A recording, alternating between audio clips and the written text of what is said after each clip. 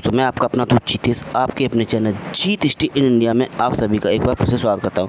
आधुनिक बात किसी चल रही है इससे पहले हम आपको डच कंपनी के बारे में पढ़ा चुके हैं, पुर्तगाली कंपनी के बारे में पढ़ा चुके हैं, अंग्रेजी ईस्ट इंडिया कंपनी के बारे में पढ़ा चुके हैं। अब हम पढ़ेंगे फ्रांस ईस्ट इंडिया कंपनी के बारे में।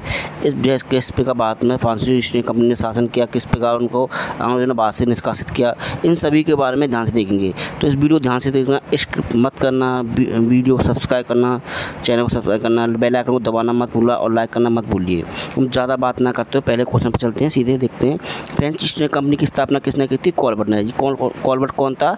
लुई 14 का प्रधानमंत्री। अब फ्रेंच ईस्ट इंडिया कंपनी की स्थापना 1664 ईस्वी में फ्रांस में हुई थी और भारत में कब हुई थी? 1688 ईस्वी में। तो इन दोनों चीज़ों ना, भारत में ईस्ट इंडिया कंपनी की स्थापना कब हुई? 1668 ईस्वी में स्थापना हुई थी। अब चलते हैं नेक्स्ट क्वेश्चन देखते हैं। फ्रेंच ईस्ट इंडिया कंपनी की स्थापना के समय फ्रांस का शासक कौन था? ये मैंने बताया था, ईस्ट इंडिया कंपनी से फ्रांस का शासक कौन था? लुई 14वां था। इस चीज़ को याद रखना। अब हम चलेंगे अपने दूसरे क्वेश्चन देखते हैं। फ्रेंच ईस्ट इंडिया कंपनी का मूल नाम क्या था? कंपनी देश इंडिया से ओरिएंट।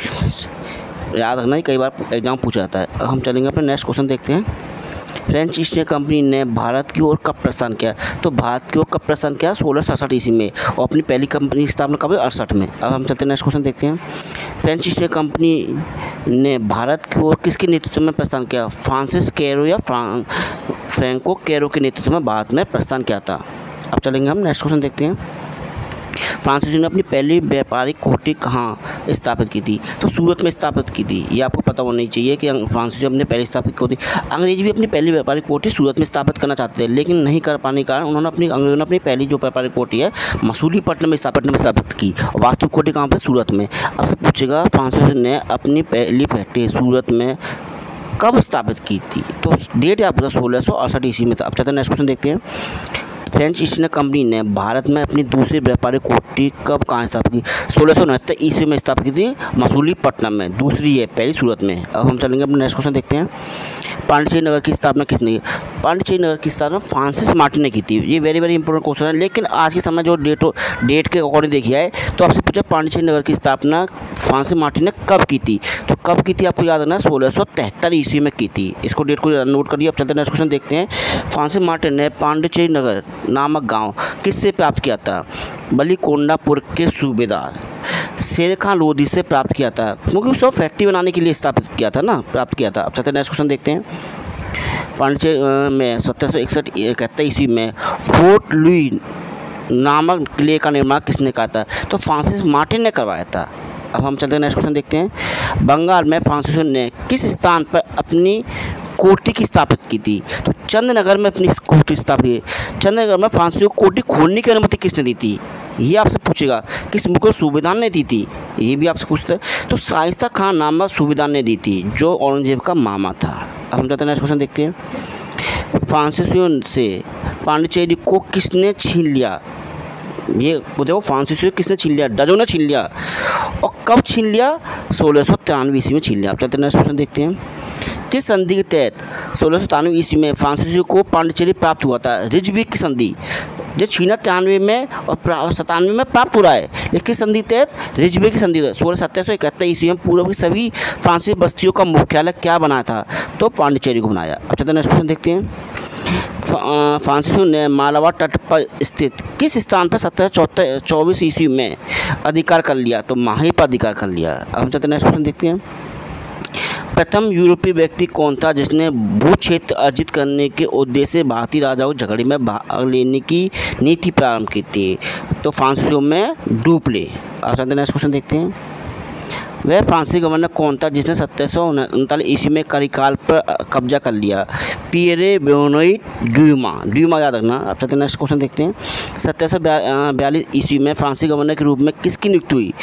देखो, बहुत इंपॉर्टेंट है। 1742 में डुप्ले की नियुक्ति हुई, आपको याद रखना। चलते हैं नेक्स्ट क्वेश्चन देखते हैं। हम कर्नाटक युद्ध में अंग्रेजी सेना का नेतृत्व किसने किया था? अंग्रेजी सेना का नेतृत्व कैप्टन बर्नेट ने किया था। आपको याद रखना, प्रथम कर्नाटक युद्ध कारण क्या था, क्यों हुआ था? तो प्रथम कर्नाटक युद्ध कारण था सेंट थॉमे का युद्ध, जिसे प्रथम कर्नाटक युद्ध सेंट थॉमे युद्ध भी कहते हैं, का तत्कालीन कारण एक ब्रिटिश नौसैनिक अधिकारी वार्नेट द्वारा, कौन सा अधिकारी? नौसैनिक अधिकारी वार्नेट द्वारा कुछ फ्रांसीसी जहाज़ों पर कब्जा कर लिया गया था।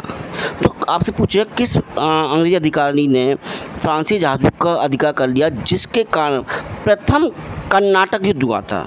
प्रथम कर्नाटक युद्ध हुआ था। तो किसने? वार्नेट नामक अधिकारी ने, क्योंकि उनकी नौसेना बहुत ताकतवर थी अंग्रेजों की, इसलिए घमंड था। अब चलते हैं नेक्स्ट क्वेश्चन देखते हैं। प्रथम कर्नाटक युद्ध में फ्रांसीसी सेना का नेतृत्व किसने किया था? अब आपसे पूछे फ्रांस सेना का नेतृत्व किसने किया था? डुप्रे ने। प्रथम कर्नाटक युद्ध में किसकी विजय हुई? तो प्रथम कर्नाटक युद्ध में फ्रांसीसियों की विजय हुई। अब चलते हैं नेक्स्ट क्वेश्चन देखते हैं। प्रथम कर्नाटक युद्ध के समय 1746 ईस्वी में डुप्रे ने किसकी सहायता से मद्रास पर अधिकार कर लिया? लाबुर्देन की सहायता से अधिकार कर, लेकिन लाबुर्देन ने अंग्रेजों से 4 लाख पाउंड की राशि लेकर, मतलब रिश्वत लेकर मद्रास को अंग्रेजों को वापस कर दिया और स्वयं मॉरिशस चला गया, क्योंकि वो समय मॉरिशस का गवर्नर हैं। किस कर्नाटक युद्ध के बाद फ्रांसीसियों द्वारा मद्रास अंग्रेजों को वापस कर दिया गया? प्रथम कर्नाटक युद्ध के बाद। तो प्रथम कर्नाटक युद्ध में किसकी विजय हुई? फ्रांसीसियों की विजय हुई। तब भी फ्रांसीसियों ने प्रथम कर्नाटक युद्ध के बाद जो एला सापी संधि हुई थी, उस संधि के बाद अंग्रेजों को मद्रास दे दिया गया। तो एला सापी संधि के तहत अंग्रेजों को जो मद्रास मिला था, उसके तहत फ्रांसीसियों को उत्तरी अमेरिका में लुइसबर्ग स्थान पुनः प्राप्त हुआ था। पहले उन पर फ्रांसीसियों का अधिकार था। अब चलते हैं नेक्स्ट क्वेश्चन देखते हैं। प्रथम कर्नाटक युद्ध में अंग्रेजों का साथ देने वाले कर्नाटक का नवाब कौन था? अनवरुद्दीन खान था कर्नाटक नवाब। अब हम चाहते हैं नेक्स्ट क्वेश्चन देखते हैं। प्रथम कर्नाटक युद्ध के दौरान सेंट थॉमे का युद्ध किस किस के मध्य हुआ था? तो कर्नाटक के नवाब अनवरुद्दीन खान और फ्रांसीसियों के मध्य हुआ। सेंट थॉमे के युद्ध कब हुआ आपसे पूछ सकता है? तो सेंट थॉमे का युद्ध 1748 ईस्वी में हुआ था। अब हम चलेंगे नेक्स्ट क्वेश्चन देखते हैं। सेंट थॉमे के युद्ध में फ्रांसीसी सेना का नेतृत्व किसने किया था? तो सेंट थॉमे के युद्ध में फ्रांसीसी सेना का नेतृत्व कैप्टन पैराडाइज ने किया था। किसमें? सेंट थॉमे युद्ध में। सेंट थॉमे युद्ध में कर्नाटक नवाब अनवरुद्दीन सेना का नेतृत्व किसने किया था? तो महफूज खान ने किया था। अब हम चलेंगे नेक्स्ट क्वेश्चन देखते हैं। किस युद्ध के समाप्त होने के बाद भारत में प्रथम कर्नाटक युद्ध समाप्त हो गया था? ऑस्ट्रिया के उत्तराधिकारी का युद्ध हुआ था। ठीक है, कौन सा? ऑस्ट्रिया का। अब चलते हैं नेक्स्ट क्वेश्चन देखते हैं। किस संधि के तहत प्रथम कर्नाटक युद्ध समाप्त होता है? मैंने अभी आपको तो बताया था प्रथम कर्नाटक युद्ध किस संधि के तहत समाप्त होता है? एला सापेले की संधि के तहत समाप्त हुआ था। ये संधि बहुत इंपॉर्टेंट है। अब हम चलेंगे नेक्स्ट क्वेश्चन देखते हैं।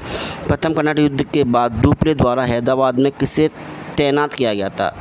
एक रेजिडेंट के तौर पर नियुक्त किया गया था, मान लीजिए, तो भूसी को तैनात किया गया था। चलते हैं नेक्स्ट क्वेश्चन देखते हैं। द्वितीय कर्नाटक युद्ध अंग्रेजों और फ्रांसीसियों के बीच कब प्रारंभ हुआ? 1749 से लेकर 1754 ईस्वी के मध्य हुआ था। अब हम चलते हैं नेक्स्ट क्वेश्चन देखते हैं। द्वितीय कर्नाटक युद्ध में फ्रांसीसी सेना का नेतृत्व किसने किया था? किसने किया था? डुप्ले ने किया था। डुप्ले को फ्रांसीसी सरकार ने कब वापस बुला लिया था? अगर डुप्ले होता तो शायद द्वितीय कर्नाटक युद्ध में फ्रांसीसी जीत होती, लेकिन 1754 ईस्वी में कर्नाटक युद्ध के बाद बुला लिया गया था। अब हम चलते हैं नेक्स्ट क्वेश्चन देखते हैं।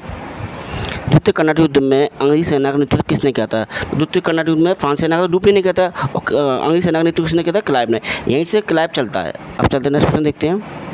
द्वितीय कर्नाटक युद्ध कौन सी संधि किया था? किस संधि के तहत समाप्त हुआ? तो द्वितीय कर्नाटक युद्ध पांडिचेरी की युद्ध संधि के तहत समाप्त हुआ था। पहले एला सापे, दूसरी पांडिचेरी। अब चलते हैं नेक्स्ट क्वेश्चन देखते हैं। पांडिचेरी संधि के बारे में किसने कहा? गोदे ने अपने देश के विनाश और सम्मान पर हस्ताक्षर कर दिए। किसने कहा था? डुप्ले ने हारने के बाद।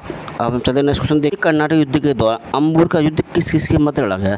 तो किस किस के मध्य लड़ा गया था? कर्नाटक नवाब और डुप्ले। तो द्वितीय कर्नाटक युद्ध में डुप्ले के साथ किसने दिया था? आपसे पूछा चंदा साहब और मुजफ्फर खान ने दिया था, जिनकी संयुक्त सेना ने लड़ाई ली थी। कौन सी? अंबुर का युद्ध। अब कब अंबुर का युद्ध कब लड़ा गया? 3 अगस्त 1749 ईस्वी को लड़ा गया। किससे मत लड़ा गया? कर्नाटक नवाब और डुप्ले, चंदा साहब और मुजफ्फर खान की संयुक्त सेना लड़ा। आपसे पूछा अनवरुद्दीन जो कर्नाटक नवाब था किस युद्ध में मारा गया? तो अनवरुद्दीन अंबुर के युद्ध में मारा गया था। एक नवाब मारा गया था, बहुत बड़ी बात है उस समय। अब चलते हैं नेक्स्ट क्वेश्चन देखते हैं। तृतीय कर्नाटक युद्ध कब और किसके बीच लड़ा गया? तृतीय कर्नाटक युद्ध 1756 ईस्वी से 1763 ईस्वी के मध्य लड़ा गया और फ्रांसीसी और अंग्रेजों के बीच लड़ा गया। तीनों कर्नाटक युद्ध अंग्रेजों और फ्रांसीसी के बीच हुए हैं। अब हम चलेंगे नेक्स्ट क्वेश्चन देखते हैं। तृतीय कर्नाटक युद्ध में अंग्रेजी सेना का नेतृत्व किसने किया था? तो तृतीय कर्नाटक युद्ध में अंग्रेजी सेना का नेतृत्व किसने दिया था? आयर कोट ने। यही आयर कोट उसको आएगा हैदर अली को। अब हम चलेंगे नेक्स्ट क्वेश्चन देखते हैं। तृतीय कर्नाटक युद्ध में फ्रांसीसी सेना का नेतृत्व किसने किया? तृतीय कर्नाटक युद्ध में फ्रांसीसी सेना का नेतृत्व लाली ने किया था। किसने? लाली ने। अब हम चलेंगे नेक्स्ट क्वेश्चन देखते हैं। तृतीय कर्नाटक युद्ध के समय अंग्रेजों और फ्रांसीसियों के मध्य कौन सा निर्णायक युद्ध लड़ा गया? तो बांडी बास का युद्ध लड़ा गया। आपसे पूछा बाणनिवास का युद्ध कब हुआ था? 22 जनवरी 1760 ईस्वी को बाणनिवास का युद्ध लड़ा गया। अब चलते नेक्स्ट क्वेश्चन देखते हैं। किसने कहा बाणनिवास के युद्ध ने उस महान भवन जिसे ड्यूमा और ड्यूप ने निर्मित किया था ध्वस्त कर दिया? ये बड़ा इंपॉर्टेंट स्टेटमेंट है। किसने कहा था? मार्शन ने कहा था। इस ऐसे स्टेटमेंट को याद रखना। आप चलते हैं नेक्स्ट क्वेश्चन देखते हैं। किस संधि के तहत तृतीय कर्ण युद्ध समाप्त हुआ? तो तृतीय कर्ण युद्ध पेरिस की संधि के तहत समाप्त हुआ। तो 3 युद्ध हुए थे, प्रथम कर्ण युद्ध, द्वितीय कर्ण युद्ध, तृतीय कर्ण युद्ध। पहला कर्ण युद्ध एला सापेक्ष संधि के तहत समाप्त हुआ, द्वितीय कर्ण युद्ध पांडिचेरी की संधि के तहत समाप्त हुआ, तृतीय कर्ण युद्ध पेरिस संधि के तहत। मतलब अब इस युद्ध के बाद ये कह लीजिए फ्रांसीसियों का बाद में वैसे समाप्त हो गया था, लेकिन कुछ क्षेत्र रह गए थे जहाँ फ्रांसीसियों का क्षेत्र रह गया था, जहाँ उनकी फैक्ट्री चली थी, जैसे चंदनगर, पांडिचेरी आदि। अब